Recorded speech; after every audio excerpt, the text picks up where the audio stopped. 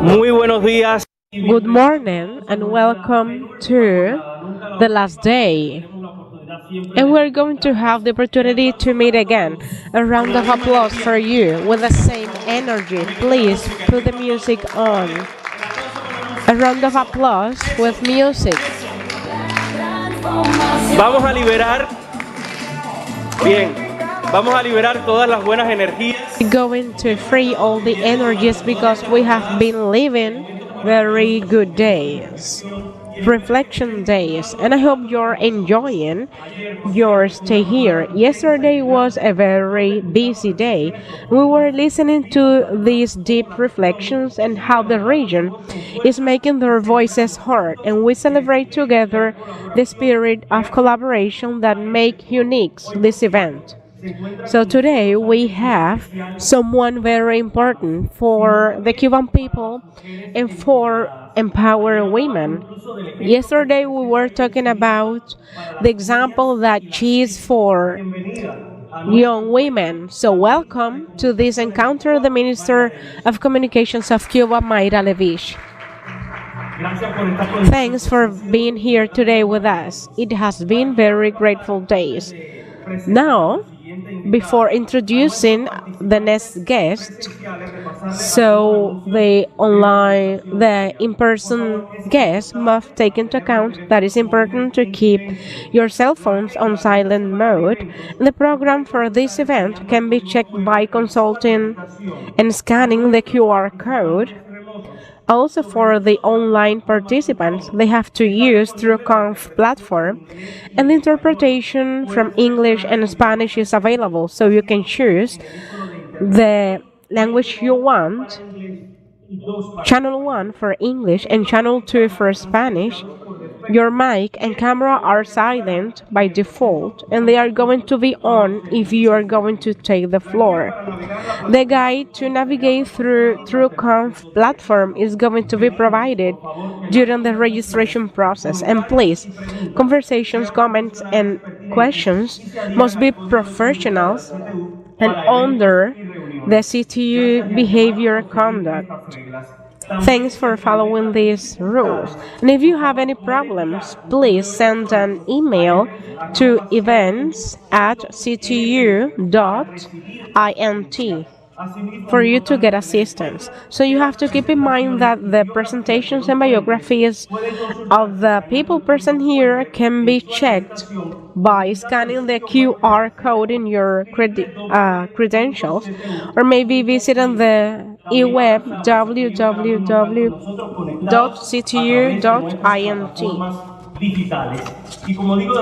And as I was saying at the beginning, this is a big family and we are not alone.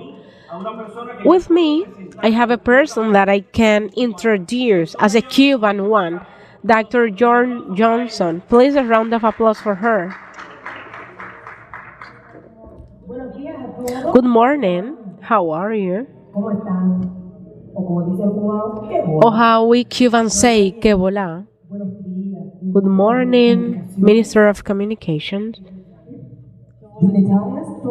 Persons who are watching online, it is such a pleasure to be here with you. ¿Quién aquí es de Matanzas? It's from Matanzas here. Is someone here from Matanzas? I'm in love. I went to Mojito, to different parties, to Hoson Park, and to a place where you can see Cuba, Varadero, the Hearts. And I was saying, hey, how are you? Thank you very much for the hospitality. So you have become a Cuban citizen. You have done everything here. So we saw a video of you dancing casino. If you can use one word to describe this forum, what would you say? What is that word? Just one word. There are people here who have been staying for just one day, but if you can use one word to describe this forum, what would be that word? Friendship. Interesting. Integration.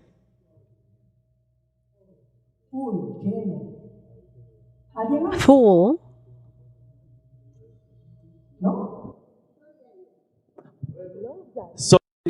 Solidarity as well. Cuba was celebrated as a fitting host, showcasing remarkable leadership in digital transformation despite significant challenges such as the enduring US blockade. We opened with a collective call for universal access, digital safety, privacy, inclusion, and the responsible use of emerging technologies, framing these as vital pillars for sustainable development. Vamos entonces, después de este primer momento del resumen, After this, we're going to watch a video for us to understand how was the second day of this forum.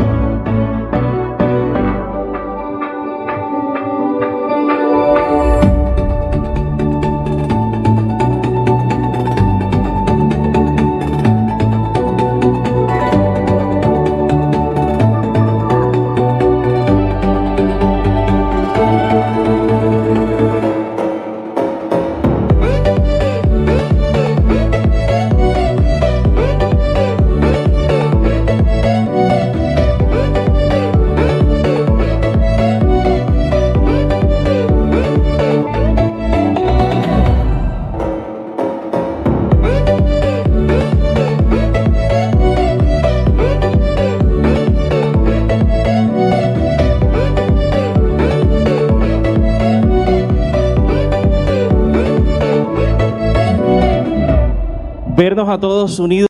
Watching each other together. The Caribbean is just one. De las personas que estaban aquí ayer, había un perrito que estaba There was a dog that was in one of the video conferences. But we enjoyed every presentation. We are enjoying our stay here. And it is important to say that the delegates were talking about the most important things. And also we are celebrating the fourth CIGF. And also young people were involved in this. We identify all these challenges and the efforts from government. LACNIC CTU Policy Forum, the title, the topic, Global Digital Governance at a Crossroads. What did we learn from this session? This session addressed the critical crossroads facing digital governance, the WSIS Plus 20 review, the unfolding Global Digital Compact, and potential renewal of the IGF mandate. Why is this important? We also had a new multi-stakeholder sounding board which was launched, promising more inclusive and representative governance. There was a strong call for heightened participation from the Global South, particularly the Caribbean small island developing states and its youth in global digital policy making. And their immediate action includes region-wide consultation on the zero draft of the GDC ahead of its decisive December vote. Otro de los momentos importantes, se revisaron los papeles. Another important moment is that these policies were checked to provide the registrations of internet, and this is being under public consultation at this moment. So in October and December we're going to safeguard all the 2012, more than 1,200 new domain extensions have been launched, and another application round is set for April 2026.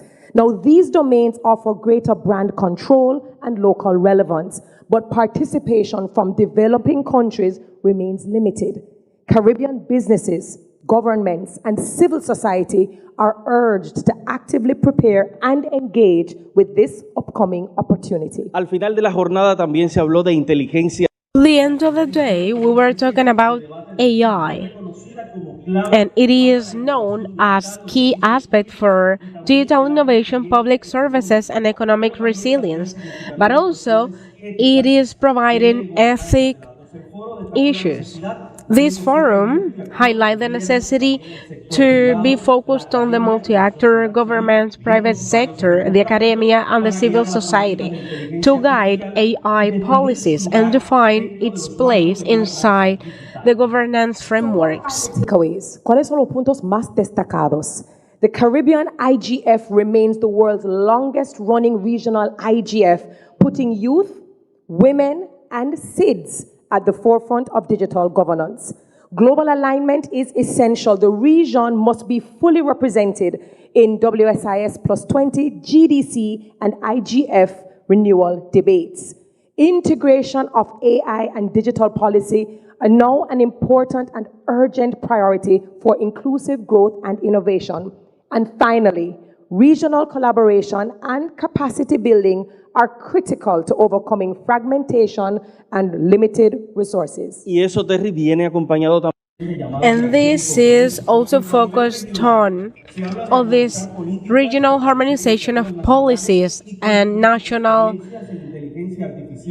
to provide cybersecurity and internet and data governance. At the global level, we're talking about amplifying the voices of young people and the decision-making process in different platforms.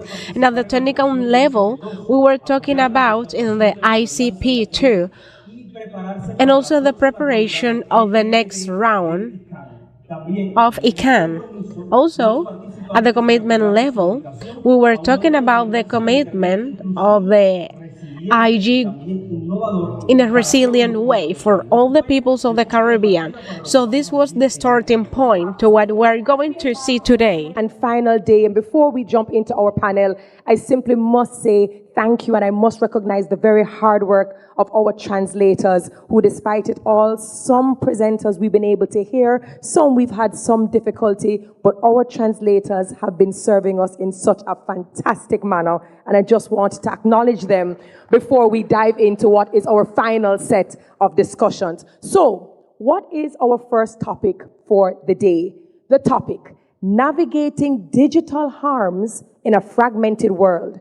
Age verification, deepfakes, and the uneven landscape of online safety, exploring global and regional approaches to child protection, exploitation risks, and public awareness in this digital age. To moderate this session, I now invite to the stage Mr. Shiva Bissessar, Managing Director, Pinaka Consulting.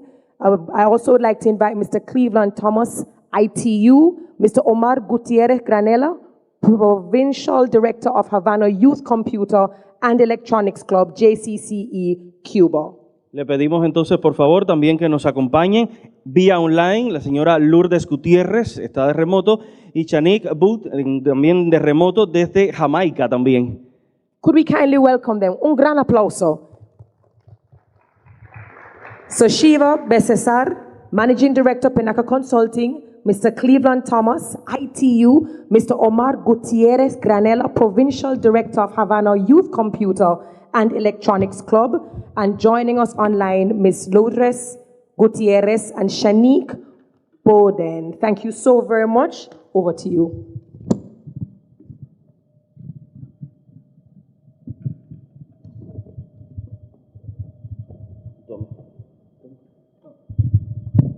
Okay, hi, good day. All right, so Shiva Bissessar, Managing Director, Pinaka Consultant. It's a pleasure to be here in Cuba, facilitating this conversation on the need for addressing online harms. And of course, I'm joined by a lovely panel of experts, and we're going to explore this issue from various perspectives. We heard yesterday of the various internet governance structures within the Caribbean and Latin America, and I had the opportunity to participate at the Global IGF in Norway in June.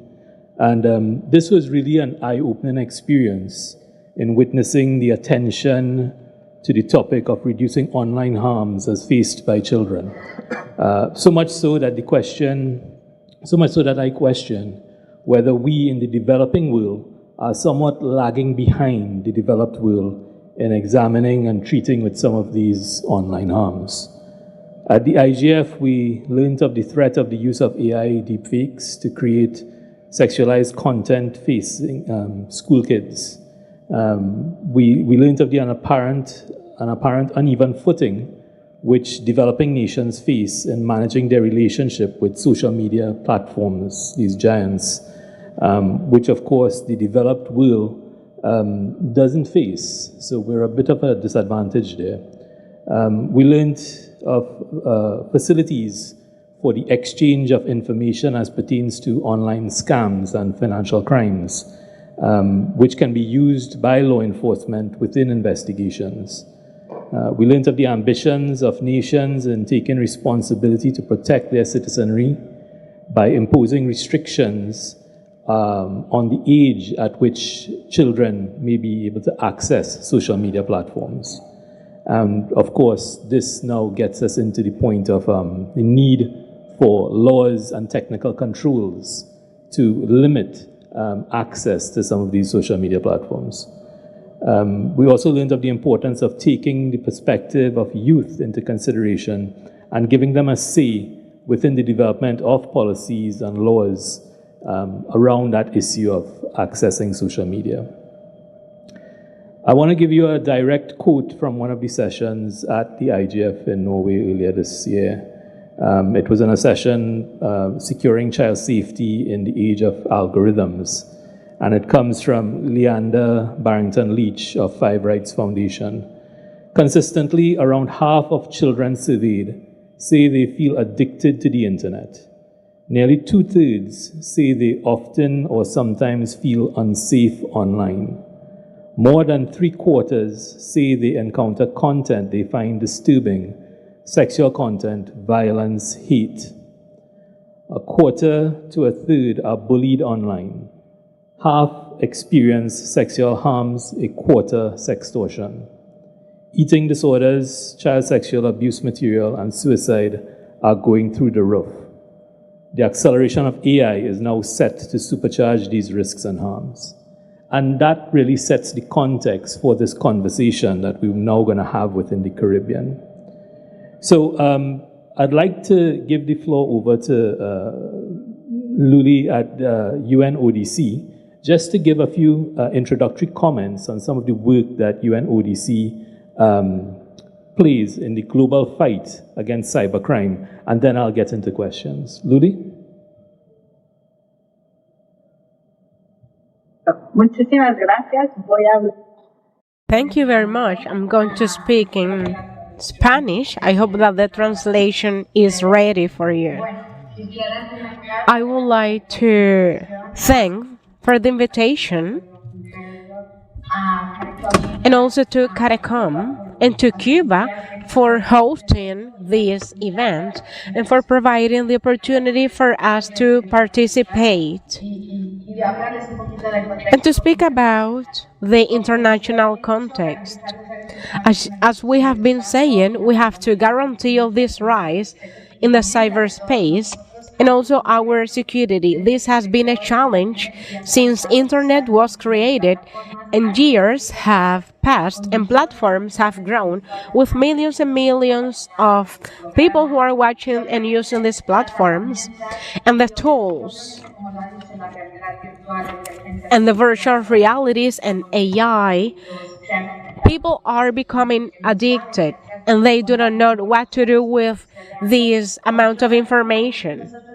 And sometimes we also have much information in all these platforms and areas that we use. And we look for what we like, we buy things online, and also the different Cuban platforms provide information, and this has become in a trade interest. And also there must be international platforms that regulate all these issues, and we have to fight against all this cybercrime that is emerging on the internet. So this is an international problem, and countries must agree and they must work together against cybercrime at the transnational level. And this issue was addressed in one of the sessions of the UN. And all the countries, for example Vietnam, in October this year, invite us all, that countries are part of the international convention, to help other countries to establish regulations and rules. And this is the context we have to use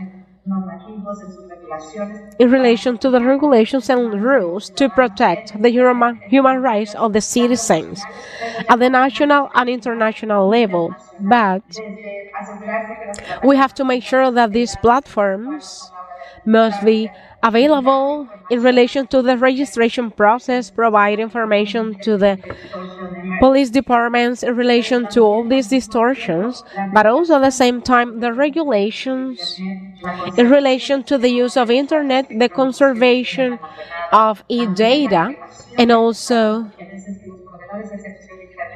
the issues that different service providers have. So we have a possibility to see that children have downloaded information on TikTok, and we must work together on these issues and regulations, and at the same time we have to create and educate and raise awareness of children, because they are using AI to create programs, so they cannot have access to all this dangerous information. Because if we give children cell phone, so this is becoming a weapon because they do not know what dangers they can find.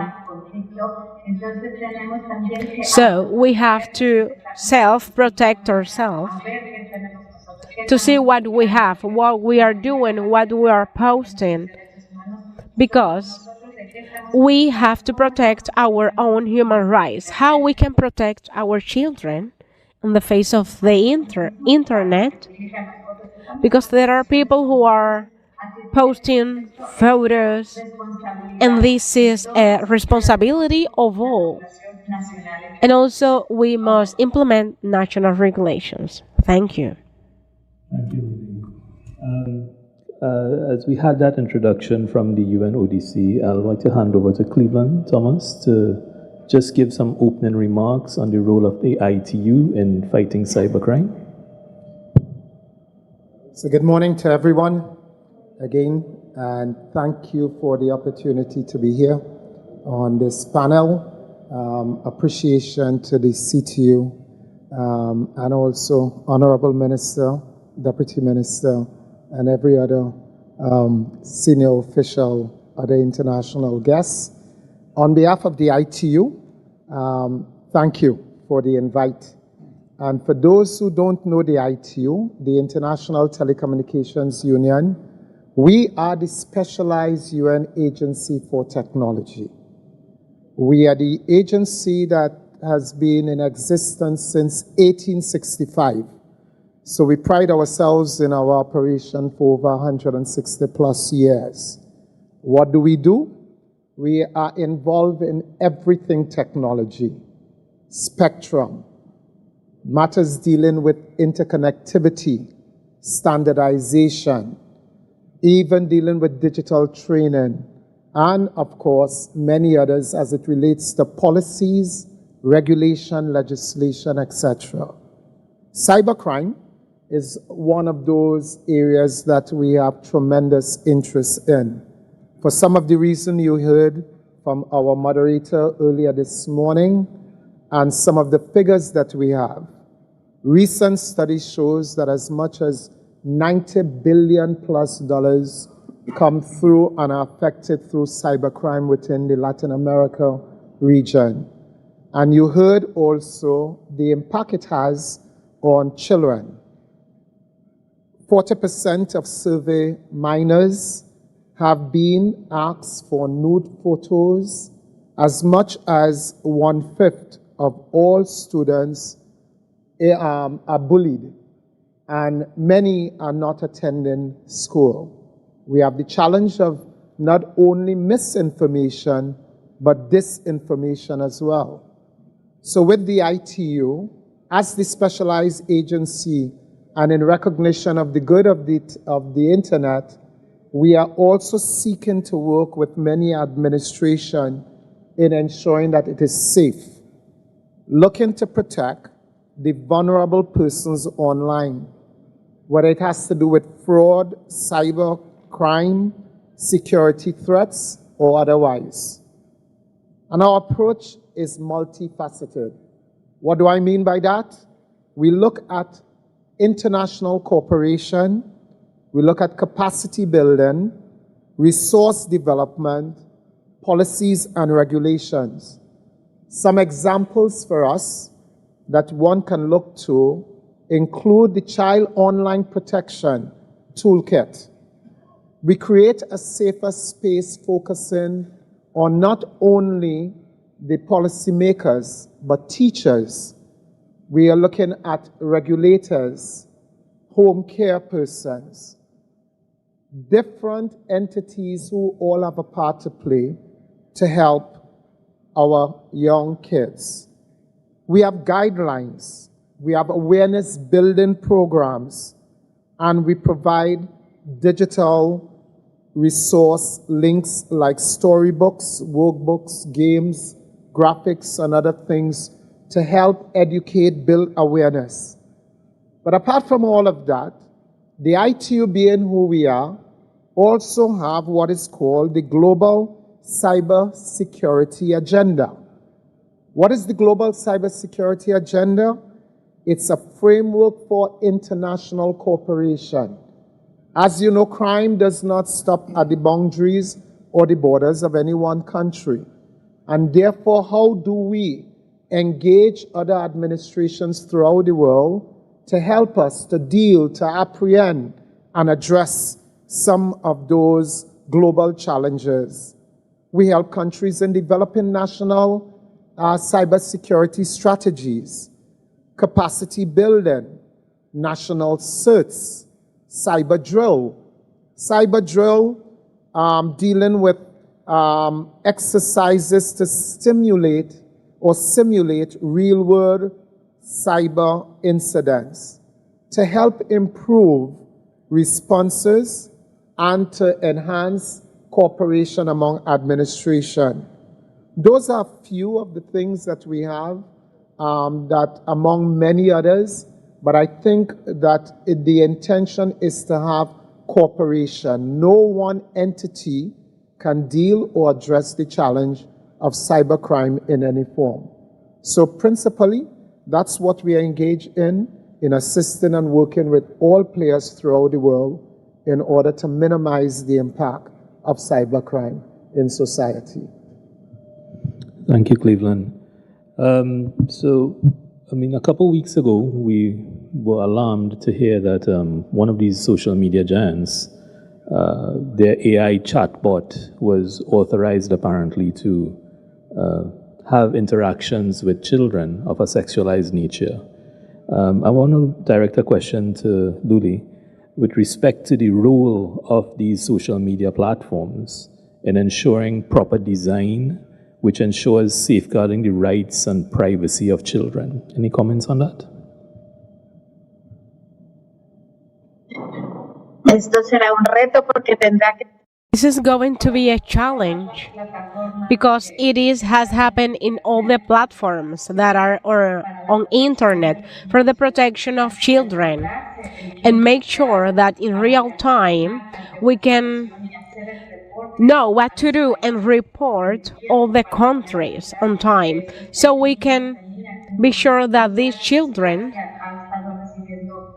are being helped. So within these conventions, as I told you, it is going to be an important issue to be addressed by every country to prevent these types of situations. And also we have to be aware of the content that has been developed on the internet. For example, I have my daughter here, and I am aware of the challenges we face today on the internet. She's a 4-year-old child, but also she can have access to different types of platforms, and we have to work together because this is affecting all of us.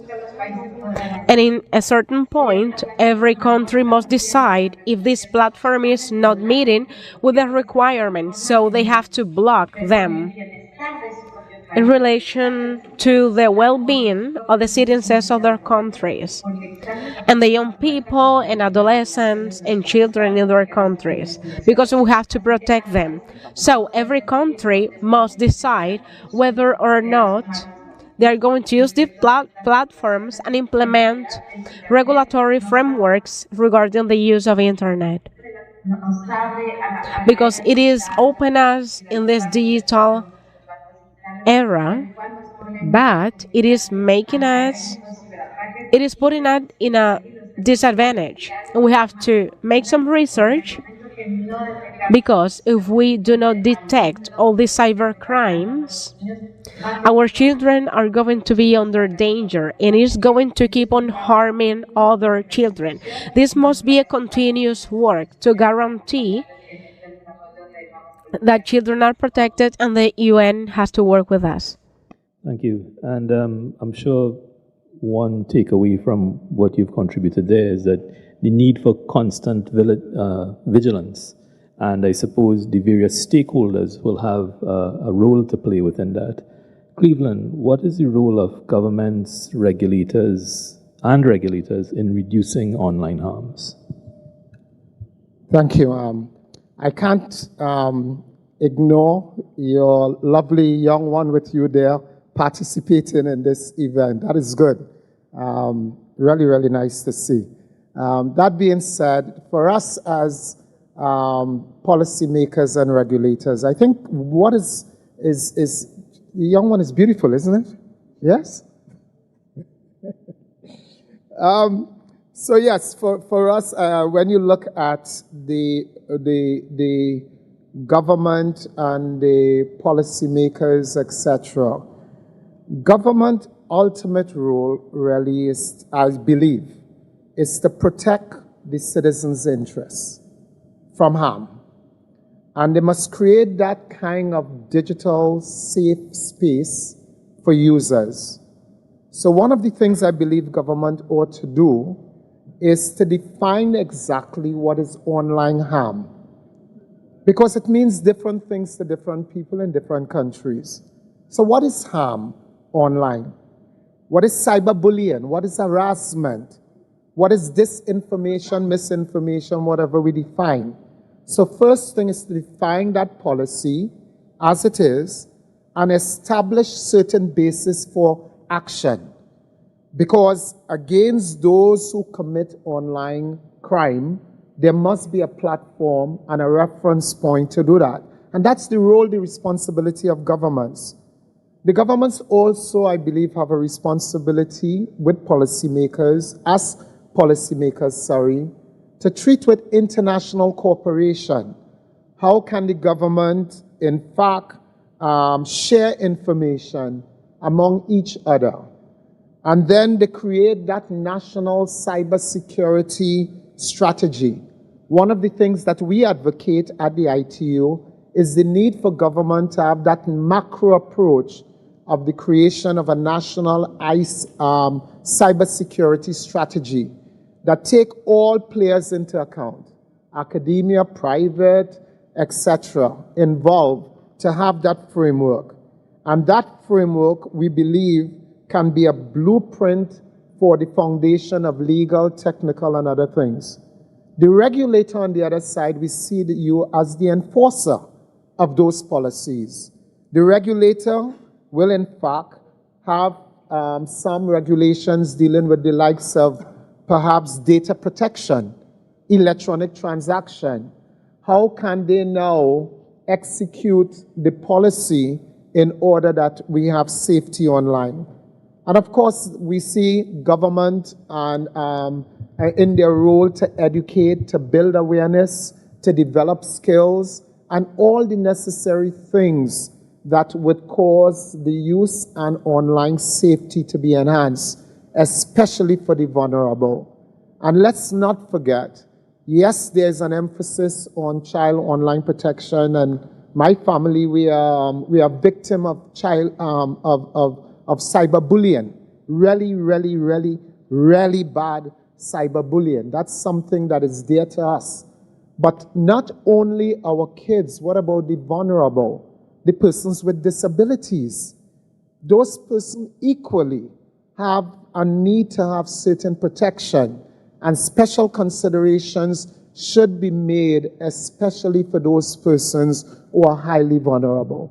So I think it's both to set the framework, to develop, to train, to protect, but also equally, I think, to enforce the laws, train the police officers, how to take reports, what do you look for, what you touch, what you don't touch, who should do it, when you should do it, what platform was used. All those things are critical, and it doesn't happen overnight. Over to you. Yeah, definitely we have to have the policy in place, and we have to chart the course. That's definitely the role of the government and the role of the regulator as the enforcer. Shannique, on that particular issue, CARICOM chairman and Jamaican Prime Minister Dr. Andrew Holness, he recently announced that the regional bloc, CARICOM was moving towards the development of a legal framework and model law to protect citizens in the digital space, addressing online harms as well. What may be some of the key areas to be considered in such development of model law? Yes, thank you for that question. I also do think that the gentleman who went immediately before me just now touched on some of my points. But particularly to zero in on just what this model law would look like from a child protection standpoint is just really a strong recognition that children and young people are vulnerable users on the online spaces, on the internet and different online spaces. And so we would need to see very strong provisions coming out that are intended to prevent trafficking even, and those sorts of things that explicitly recognize young people as being disproportionately affected by those issues. While it's looking at it from a CARICOM level, ultimately we also anticipate that this model law will trickle down to individual countries, which must also contemplate how it is that they align with national protections around data privacy and security. In Jamaica, for example, we currently have a Data Protection Act, which would have come in force, I think, a little under 2 years ago, which is really changing up all things that are happening at the government and public level where data protection is concerned. I mean, every public official or public organization right now must even have a data control officer who is whose job is simply to just ensure that the data of that company and what information they're collecting from the public is safeguarded appropriately. And so we'd expect that any model law around online protection from online harm would also contemplate those national data protection frameworks, while also ensuring that there are special safeguards to the data of children and young people to ensure that their information particularly is not misused or exploited. And I think also another interesting part of the conversation is to think about platform accountability.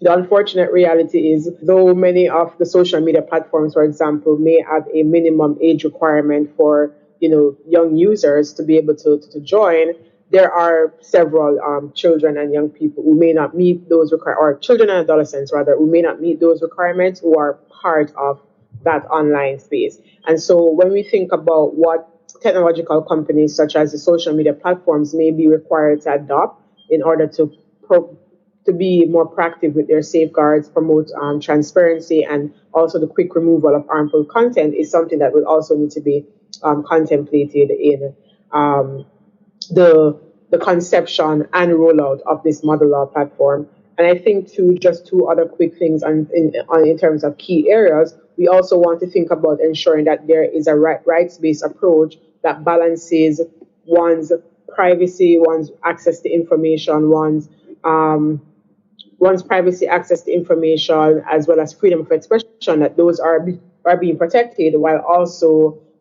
combating the online crimes and the online infringements that we're trying to address, that balance is there to ensure that there's a clear independent oversight mechanism which is built in to ensure that while we are focusing on protection, it does not infringe on any other fundamental rights and freedoms. And then lastly, in the context of where there may be victims who of online bullying, of grooming, of trafficking, and those sort of things, that there is generally very accessible, child-friendly systems and psychosocial support that will be made available to survivors of online harms to ensure that they can be rehabilitated and get the necessary support that they need and are not re-traumatized while trying to seek justice based on whatever sanctions and provisions may also be included for their protection. Thanks, Shannique. And sticking on this topic, from what you've just highlighted, it seems a very complex issue, and you may reach a point where you overprotect or underprotect. How do we get the right mix of stakeholders engaged in the development of this law? I wonder, how do we get the voice of the children represented within the development of policy and law to make sure that their voice is heard and that they are not left out of the conversation, as it be? I think that's definitely one of the paramount considerations on the stakeholders. It's by no means, at least on my end, and again, because this model law is really, at this stage, a concept. There's nothing even on paper yet. But what we would hope to see is that there's a sort of multifaceted approach to the stakeholder engagement around this, which of course will include children and young users, but also parents and educators who, for many instances, are the first line of defense when it comes to protecting children, because children spend upwards of 8 hours minimum at school daily. Many of them have computer classes, access to internet at school, computer labs, and of course when they're at home, so that they're ensuring that the relevant parents and educators who play a frontline role in prevention and response are included in the decision-making process, are included in the conceptualizing. We also want to, of course, see the judiciary and law enforcement who would be the ones to ensure that it's effective and the rights-based enforcement is applied, and that that the law also considers the appropriate sanctions that would be put in place for persons who are breaching what the law looks like. Civil society and advocacy organizations, of course, those, particularly those who do child rights and youth right advocacy to ensure that there's an inclusive approach. We'd also want to include the various regional and international partners, such as even like CARICOM Impact, UNICEF, UNESCO, and those sort of groups that are also working on like digital literacy, digital use, and those sort of things to ensure that there's alignment with global standards and different things. And I think also lastly, we'd want to consider, of course, the service providers, the tech companies who ultimately have a shared responsibility to ensure online safety on their end and to ensure that their users are adhering to the necessary guidelines and policies. And I also do think, just to add, that children especially, you'd want to be very careful. They're not just intended to just be safeguarded in this process, but we need to also ensure that they are recognized as actual agents who need to be part of the co-creating process. And so if it's even something as simple as establishing a child and youth advisory group that will be part of the development of this model law and its rollout, whether at the CARICOM level or even when it trickles down into national level, that there is something put in place to ensure that they are voicing their concerns. We'd also want to look at ensuring that there are feedback platforms set up for persons to be, for young users especially, to be able to give appropriate feedback in terms of how things may be impacting them. Mechanisms are in place for that. We'd also want to also look at very strictly the digital literacy initiatives and ensuring that there's even mechanisms in place to continuously empower and teach young users about their digital rights and how to safely use the digital platforms and those sort of things, which will also help in some of the preventative efforts that we're looking to address by having this law in place. Thank you. And yeah, so it's definitely, we did try to get a youth participant on the panel. Time just did not permit. But it is definitely important that we have children involved in these discussions and the policy making and the law development thereafter to take place and the implementation of technical controls. And in the absence of the children actually being here, I suppose one of the roles of advocacy groups comes into play in representing the voice of the children. Omar, as you are a member of the Computer Club here, what is the role of advocacy groups in reducing online harms, and how can we foster a deeper relationship within the Caribbean for such advocacy?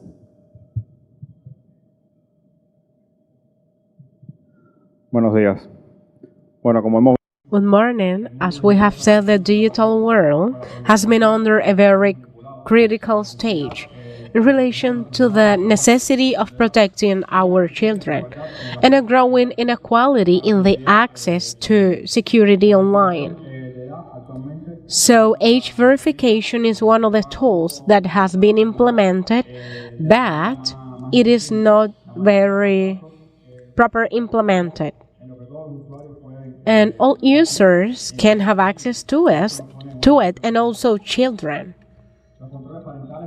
So parental control allows to decipher content in different websites and limit the access to internet.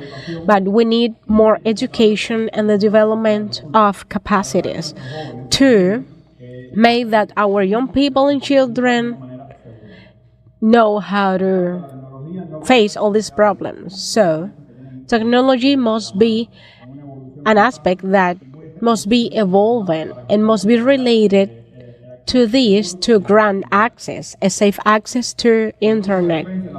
Defense groups in the reduction of data online is in the users, communities, and also in the government. And the main functions is to the support and assessing, and also education, where we develop all these resources on education and awareness also. In the Caribbean, we have challenges, big challenges such as connectivity, linguistic diversity, and limited resources. But also, we have many opportunities that allows us to elaborate a digital framework to help children and young people to use digital platforms in a safe way, to create these defense groups in the region. So the communities of the Caribbean must be empowered and they must provide a response to these problems. So we have to provide a safe and respectful sites online. And in Cuba, we have community networks, educational centers that are committed in this work. And we are modifying all the challenges in relation to the necessities of the Cuban society. This has allowed us to elaborate initiatives that help in the digital literacy from the youngest people in the house to the oldest ones. And in our clubs, so this has been a program carried out by our revolution, and it has an important role in the digital transformation of the society, and we can be the leaders of all these campaigns in relation to digital transformation. Another initiative is the policy for digital transformation in Cuba, and it is part of our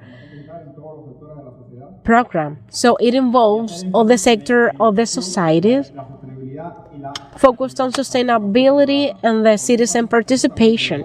And with this, young people in the communities can be involved in this. Another initiative is the educational programs at all levels of education. At this time, we are implementing these programs on the use of all these digital platforms. Also, our country has different apps and digital platforms that allows us to have digital sovereignty, so children and people can have access to all these platforms. And definitely having that grassroots level approach within the community is beneficial to educate and build awareness with the constituent stakeholders. So when these technical controls are discussed and being put in place, that awareness building takes place with the youth as things progress. Shannique, what is your take on this and the role of advocacy groups in reducing online harms?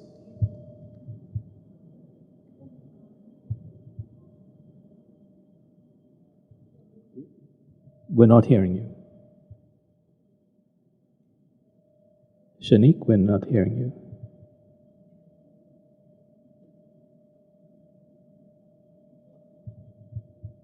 Strong role as watchdogs for our government and our government policies and legislation, ensuring that, they don't just sit on paper, so to speak, but they actually do have teeth that persons can hold account to for our government.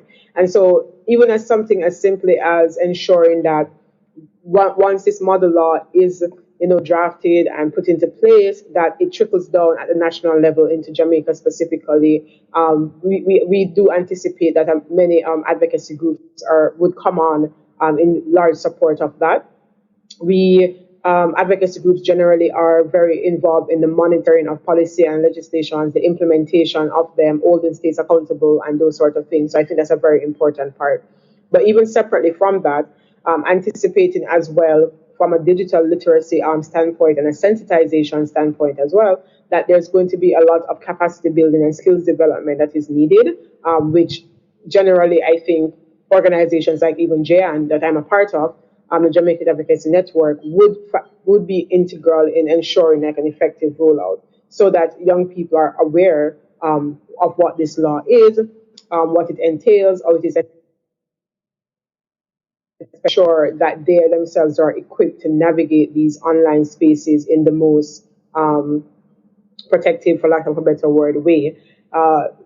The groups as well generally would be very integral from a partnership and multi-stakeholder standpoint, and ensuring that, because many of these groups are working with the most vulnerable of users, not even just young people, but even like the elderly who are online, or persons who are disabled and are online, persons who may be low literacy and are online. It's very important that all these multifaceted groups and individuals are contemplated and included in the formulation and implementation of these laws.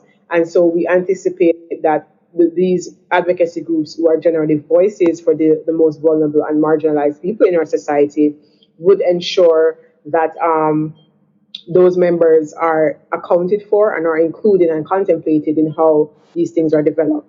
And I think just very lastly, would want to add around even again the victim support and referrals, that it's largely, yes, the government would be required to ensure that they have these systems in place, but from a trickle-down perspective, many things, what may happen, and from my observation, what happens many times when rights are infringed and when harms are meted out to vulnerable groups, they're likely to go to a civil society organization or advocacy group before they go to like even the police to just assist them in navigating those sort of legal processes. And so ensuring that there's support for civil society organizations who may act as referral agencies to ensure that persons are connected to the necessary support that they need would also be very integral, and is sort of a very unique role that civil society, at least in Jamaica, plays in instances where rights are being discussed and contemplated. Okay, thank you. So I just want to switch a little bit now towards what may be some of the funding mechanisms that may be required as developing nations seek to address aspects such as awareness building. So for example, Cleveland, if you may be able to expand on that topic and maybe touch on as well what maybe is the responsibility of not just, or the work that you are involved in, but what are some of the responsibilities of other stakeholders like the social media platforms as well? Thank you. I know we spoke a lot about Sé que hemos hablado bastante sobre others, but just before getting into funding mechanism, I think it's equally important to recognize that there are other growing threats as far as cybercrime is concerned. Because different groups or sectors are targeted. And let's not forget probably women. And when I talk about women being targeted, especially senior pensioners are targeted under this romance scam. You have these scammers who, through identity theft and so forth, pretend to be somebody that they are not, and then, befriend senior citizen and really scam them out of quite a lot of their pension and so forth. That's a growing industry, billions of dollars, and can be very devastating to a number of people. But not only in that regard, but we also have the get-rich guide approach, the inheritance. Some of you may have gotten some email that you have. I see some people smiling. Maybe you, like me, have received some of those emails before. But then even with businesses, I was shocked to find out too that you have the problem where you have false invoices being sent to you, and just in the interest of time and how large your organization is, you may not even know that that's a false invoice that turn up and you pay a bill or you get a call for something like that. Financial reporting fraud. As much as for governments have the challenge as well, we recognize, with procurement and contract fraud, bidding fraud, a growing industry, kickbacks, growing, tax evasion, bribery, and so forth, all crime that can be online that we need to address. That being said, in terms of financing and dealing and treating with some of those challenges, I think it starts at home. We have found in many of the governments we are working with, especially within the Caribbean, that the level of ICT investment or to the sector is quite low, notwithstanding having a national ICT plan or otherwise. In most cases, it's less than 5% of a country's national budget overall. Far less for cybercrime and security. I think having some allocation towards this component is the beginning of treating with the issue. So funds from within the government, it's one source. And of course, we can look at funding also from international aid, whether it's coming from the likes of ITU, UNDP Incorporation, or some other government internationally. Loans if a country can bear that. The World Bank, the Caribbean Development Bank, the Inter-American Development Bank, grants, and then some kind of cooperation. Sometimes it doesn't have to be funding. Sometimes it might just be capacity building, how best you utilize the resources and helping you know what you don't know, getting you to places where probably getting foot soldiers on the ground. And then also attracting the kind of investments as well, because the more people feel safe or within the industry or otherwise, you may find it easier to attract international investment at your shores. So I think funding side can take a lot of form, but it doesn't have to be physical or cash. It could take goodwill, it could take promotion, it could take cooperation, which could go a long way in, you know, advancing the agenda. Thanks, Cleveland. And I appreciate the way you set it up and showing that there's a larger issue involved here. Vulnerable groups, various types of vulnerable groups involved, as Shannique mentioned as well, some of the elderly scams as well. And if we don't address awareness generally, the risk of financial fraud increases and harms increases. Luli, is there anything you would like to add with respect to the funding mechanisms available so that developed nations stand a better footing in combating these types of areas? Well, in general, as you know, the funding depends on the collaboration of the countries, but also the support of other countries. In our perspective, I'm sorry, I'm speaking English. En nuestra perspectiva, dependemos también. Our perspective, we depend on the way we receive international help, but also when we receive that international assistance, they might develop as well the necessary steps to work with against cyber criminals, for instance, and to have a national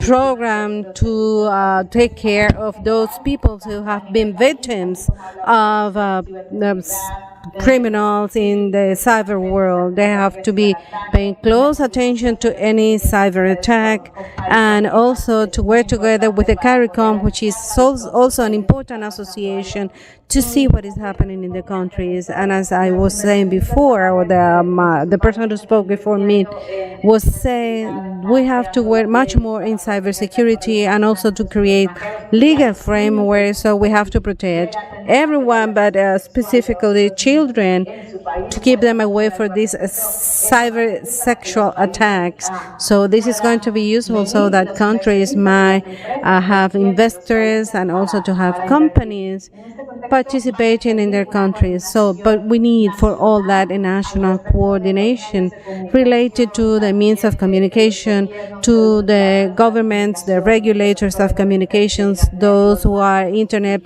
services providers, the academy, the ministries of education, and also, as my colleague said, we need the participation of teenagers and children, and all of them together, to have the same political interest, to have the same social interest, and to prevent cybercrime. I'm not going to take much of your time, but also the participation of those who work with the platforms and those who are able to blockade content might be very alert on these regards, and also to have timing reports. Companies sometimes receive ransomware and they do not report that because they think they are losing reputation with this. So we have to work, indeed, we have to work together, and so we can protect teenagers and children and all of us. Thank you.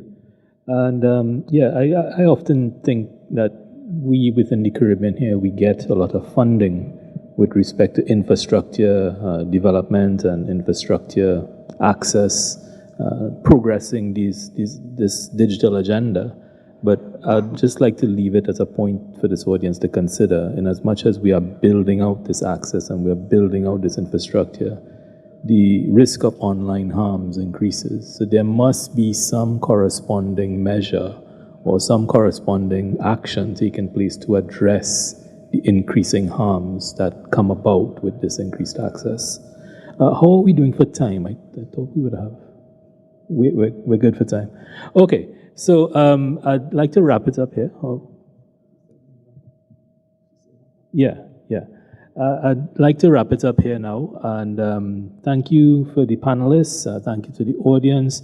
I hope this conversation has been insightful. I hope that you would take away from this panel ideas that you can now put forward within your respective communities and stakeholder groupings so that we can progress this issue of addressing online harms. Thank you all.